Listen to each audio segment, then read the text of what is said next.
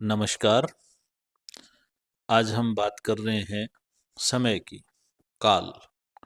आयुर्वेद में कालो ही नाम भगवान। अगर हम काल की बात करें तो आयुर्वेद में स्वास्थ्य और रोग के जो तीन मुख्य कारण दिए हैं, काल, अर्थ और कर्म, इनका हीन योग, इनका अति योग, इनका विषम योग अस्वास्थ्यकर हैं, स्वास्थ्य के लिए घातक होते हैं, और सम्यक योग स्वास्थ्यकर होता है। इसी थीम पर सर्केडियन रिदम या बायोलॉजिकल क्लॉक की हम बात करेंगे। काल की गति को जो समझता है, काल को जो समझता है, वो ज़्यादा स्वस्थ रहता है, ज़्यादा प्रसन्न रहता है और समय अनुरूप अपना काम करता है। काल कैसे काम करता है?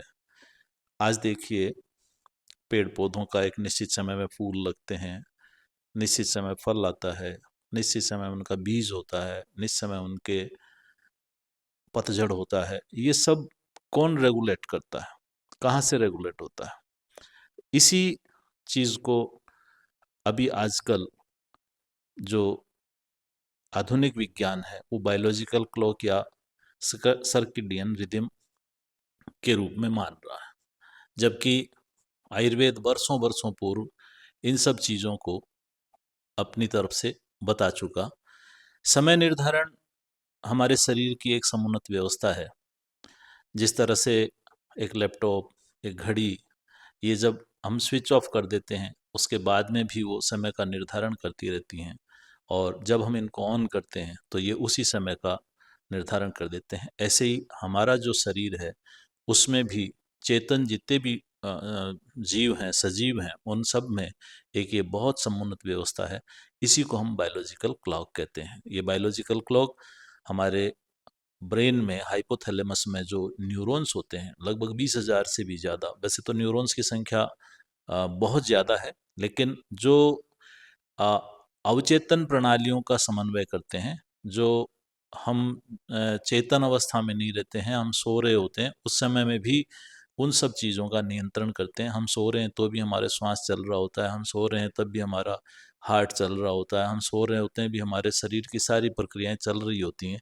इन सब को जो रेगुलेट करता है उसी को हम बायोलॉजिकल क्लॉक कहेंगे। और ये बायोलॉजिकल क्लॉक सेल्स के द्वारा, स्पंदन के द्वारा एक दूसरी सेल को एक इंटीमेशन दी जाती है। इसी से मनुष्य की सोचने समझने की दशा, दिशा, तर्क वितर्क, इवन देन हमारे सोने का, उठने का, खाने का, ये सब समय भी बायोलॉजिकल क्लॉक के द्वारा ही होता है। जब जब ये बायोलॉजिकल क्लॉक डिस्टर्ब होती है तब तब अस्वस्थकर भाव आ जाते हैं।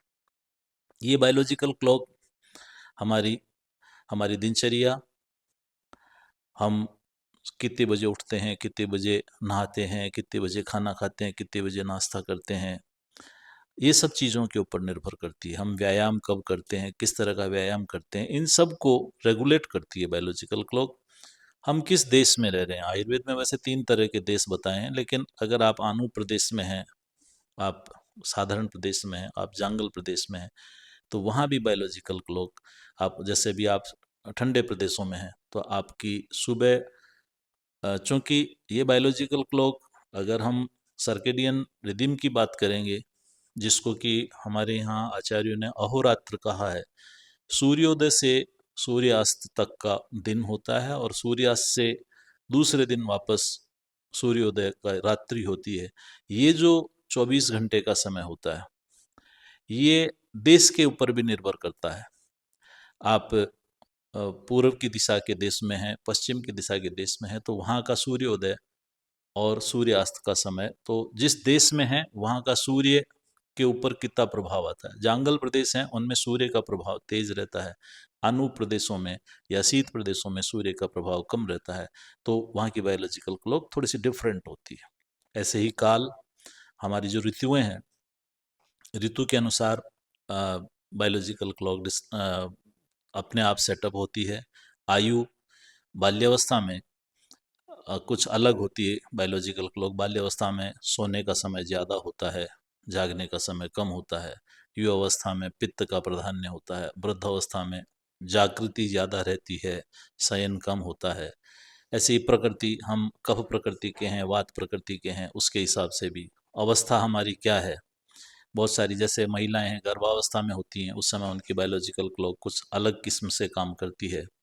जब हम रोगावस्था में किसी में होते हैं या हम किसी और कोई स्पेशल प्रोजेक्ट में चल रहे होते हैं, तो अवस्था हमारी डिफरेंट हो जाती है। अभी आजकल जो शिफ्टिंग ड्यूटीज़, अभी नौकरी जो करता है, अभी आप देख रहे हैं कि जितने भी मल्टीनेशनल कंपनी में ये बच्चे काम करते हैं, इन लोगों की बायोलॉजिकल क्लॉक थोड़ी सी डिफरेंट हो जाती है, रात को देर रात तक काम करना, तो ये उनकी अवस्था विशेष है। व्यवसाय भी इसी तरीके से, हमारे व्यवसाय के अनुसार भी हमारी बायोलॉजिकल क्लॉक प्रभावित होती है। और अभ्यास, कहा जाता है करत करत अभ्यास जड़मनि रोजगार। अगर आप किसी एक चीज़ का, जैसे सुबह जल्दी उठने का अभ्यास है किसी को ठंडे पानी से नहाने का अभ्यास है, किसी को खाने की कुछ अपने अलग अभ्यास हैं, तो हमारी जो दिनचर्या के बिंदु हैं उनमें हमने कितना अभ्यास किया है, उन सब के ऊपर हमारी बायोलॉजिकल क्लॉक निर्भर करती है। वो इसको बायोलॉजिकल क्लॉक को हम क्यों इतना महत्व दें? देखिए, आपकी स्लीप रेगुलेशन बायोलॉजिकल क्लॉक पे निर्भर करती है। आयुर्वेद आहार निद्रा ब्रह्मचर्य 3 उपस्तंभ कहती है। अगर आपका निद्रा और आहार समय पे होती है तो आपकी बायोलॉजिकल क्लॉक बढ़िया रहेगी। आजकल जो अनिद्रा की जो समस्या हो रही है, आज हर आदमी को उसकी नींद पूरी नहीं हो रही है, खाने का टाइम उसको नहीं हो रहा है, तो उसको आगे जाके बहुत सारी बीमारियों का सामना करना पड़ता है।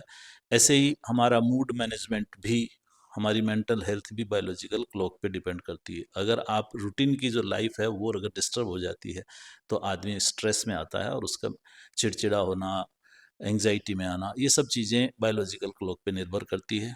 और मेटाबॉलिक हेल्थ तो प्योरली बायोलॉजिकल क्लॉक पे निर्भर करती है। किसी का वजन बढ़ रहा है, किसी का ब्लड शुगर बढ़ रहा है, हार्मोन्स डिस्टर्ब हो रहे हैं, कोलेस्ट्रॉल लेवल डिस्टर्ब हो रहा है, ये सब अगर हम इनसे बचना चाहते हैं तो हम बायोलॉजिकल क्लॉक को हमको ध्यान रखना होगा। हमारी बॉडी टेम्परेचर और हमारे खाने की आदतें, ये सब बायोलॉजिकल क्लॉक का फील्ड है। सर्केडियन रिदम की बात करें, अहोरात्र का वातावरण की प्रतिक्रिया। आयुर्वेद कहता है यत पिंडे तत ब्रह्मांडे। बाहर क्या है? आयुर्वेद में सूर्य, चंद्र और पवन, हवा को वात पित्त कफ का बाहरी रूप से प्रतिनिधित्व का है। अगर बाहर बहुत तेज गर्मी है तो हमारे शरीर के अंदर भी पित्त का प्रकोप होगा। जैसे जैसा प्रकृति में हम जिस तरीके से रहते हैं, जिस वातावरण में हम रहते हैं, वहाँ से हमारी सारी लाइफ, हमारा चय अपचय उसी पे निर्भर करता है। इसी को सर्केडियन लय या सर्केडियन रिदम का है। सर्केडियन शब्द का जो अर्थ होता है वो लगभग एक दिन यानी अहोरात्र।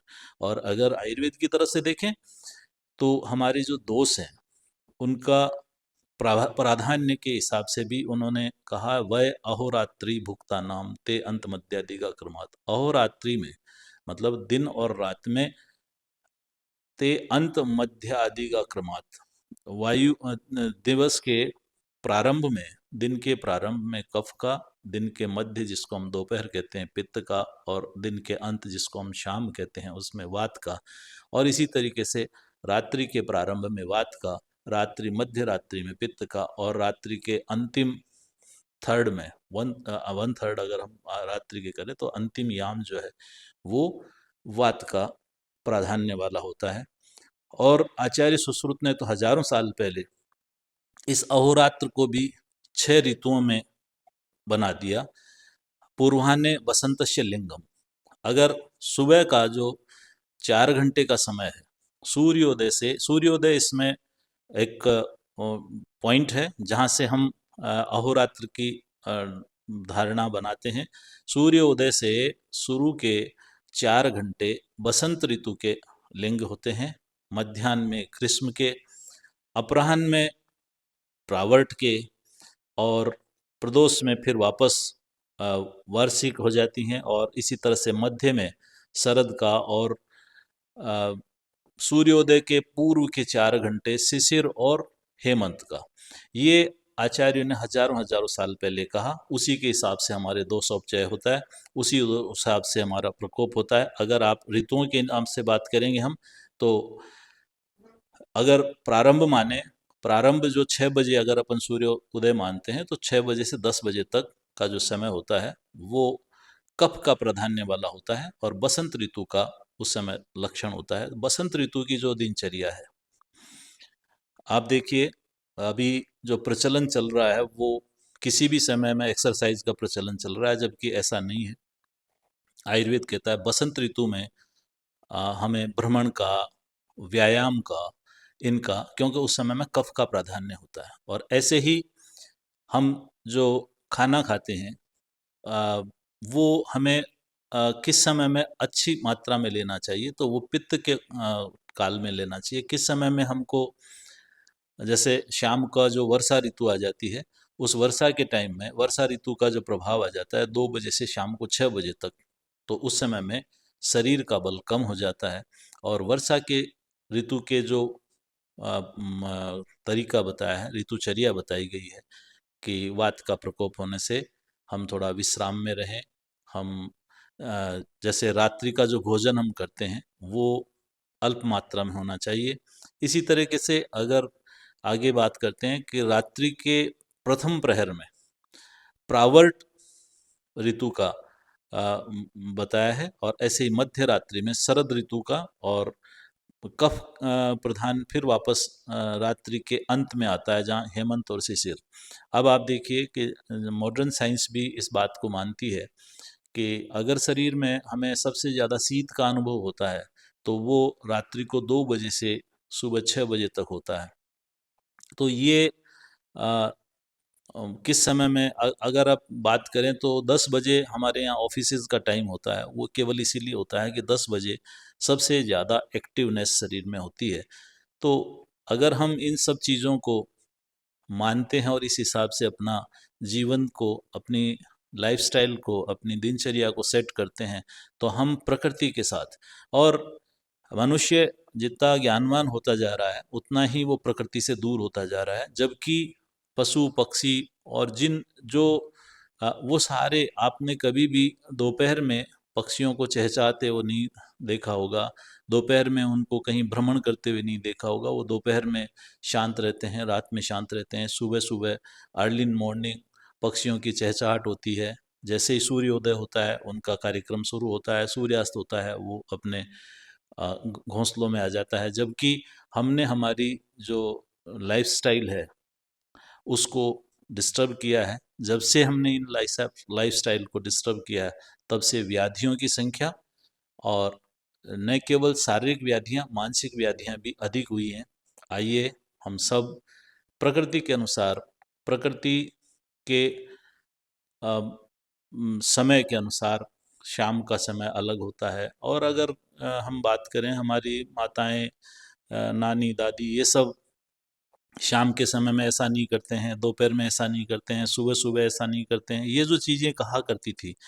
तो इस अहोरात्र में सर्केडियन जो कैलेंडर या लय बताई है, उसके हिसाब से ही हमें हमारी जीवनचर्या को सेट करना चाहिए। जैसा जैसा हम इसको जितना व्यवस्थित करेंगे, हम उतने ही स्वास्थ्य के नज़दीक रहेंगे। और जब जब भी हम इस काल का हीन योग, अति योग, मिथ्या योग करेंगे, तो हम स्वास्थ्य के दूर जाएंगे।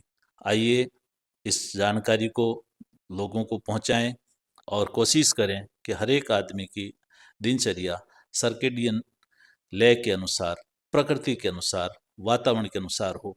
जय हिंद, जय आयुर्वेद।